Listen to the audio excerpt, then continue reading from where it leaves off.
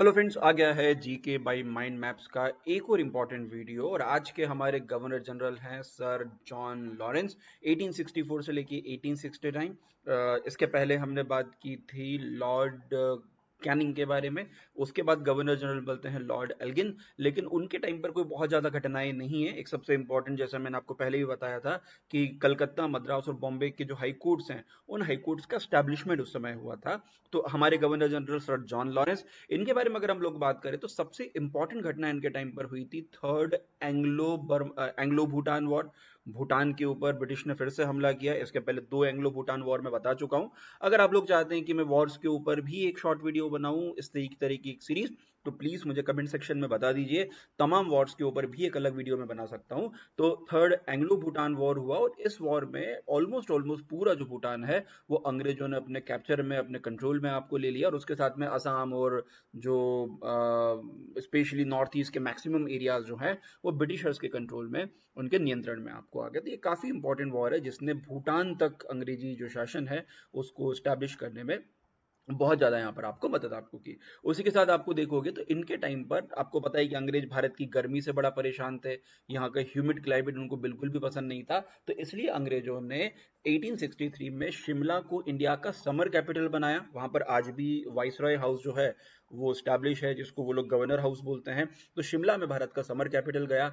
Maximum आप देखोगे तो अप्रैल के महीने से लेके तो अक्टूबर के महीने तक लगभग लगभग अंग्रेज जो है वो वहीं रहते थे, क्योंकि पहले तो गर्मी, और गर्मी के बाद जो ह्यूमिडिटी होती है दिल्ली वाले रीजन में या कलकत्ता वाले रीजन में भी, क्या दिल्ली उस समय कैपिटल नहीं था, तो इस रीजन में नॉर्थ में जो गर्मी होती है, उमस होती है, उससे बचने के लिए ये शिमला गए। और शिमला का वेदर लगभग लगभग कुछ हद तक लंदन जैसा उनको लगा।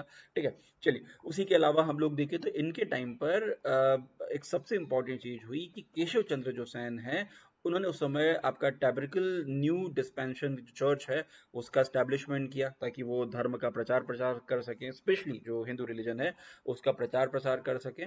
उसी के साथ में इनके टाइम पर इलाहाबाद हाई कोर्ट का स्टैब्लिशमेंट हुआ इन द 1866। मैंने आपको पुराने लेक्चर्स में बताया था कि कलकत्ता, मद्रास, बॉम्बे के बाद चौथा हाई कोर्ट बना आगरा में।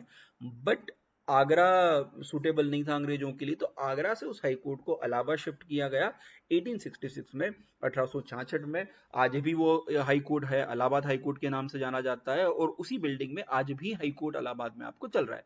ठीक है, चलिए। उसके बाद इनके टाइम पर आया बड़े लेवल पे उड़ीसा के अंदर फेमाइन, और तकरीबन तकरीबन 10 लाख से ज्यादा लोग उस उड़ीसा फेमाइन में मारे गए।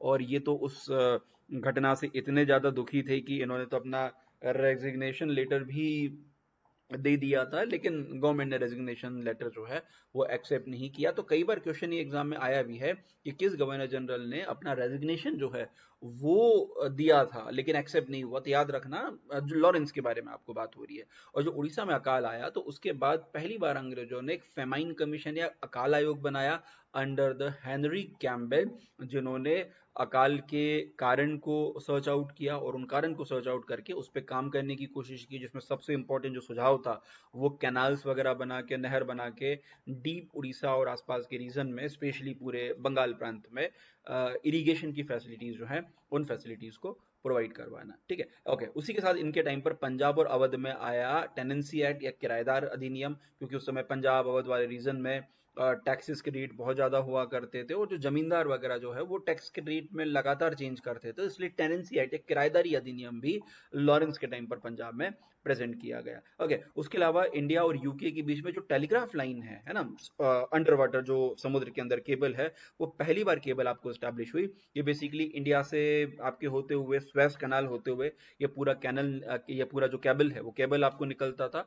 और लंबे समय तक ये केबल जो है वो आज भी फंक्शन करती है। आज भी इंडिया और यूके या इंडिया और अमेरिका जो है, इनके बीच में जो इंटरनेट है वो केबल के माध्यम से चलता है। जैसे आज ही मुझे पता चला कि इंडिया और यूके, इंडिया और समुद्र में जो केबल है उस केबल कट चुका है, तो बड़ा इंटरनेट वगैरह स्लो चल रहा है अभी। तो इंडिया यूके के बीच में जो टेलीग्राफ लाइन है वो इनके टाइम पर स्टैब्लिश हुई। याद रखिएगा, टेलीग्राफ लाइन भारत में सबसे पहले डलहौजी के टाइम पर आई थी, और यहाँ पर केबल है जो इंडिया यूके की जो इंटरनेशनल कनेक्टिविटी है, वो कनेक्टिविटी इनके टाइम पर स्टैब्लिश हुई थी। तो इस वीडियो में इतना ही। I hope you like the video. अगले वीडियो में हम लोग अगले गवर्नर जनरल करेंगे। साथ ही उसके अलावा कुछ और स्पेशल टॉपिक्स पे आप वीडियो चाहते हैं तो please let me know. Thank you very much.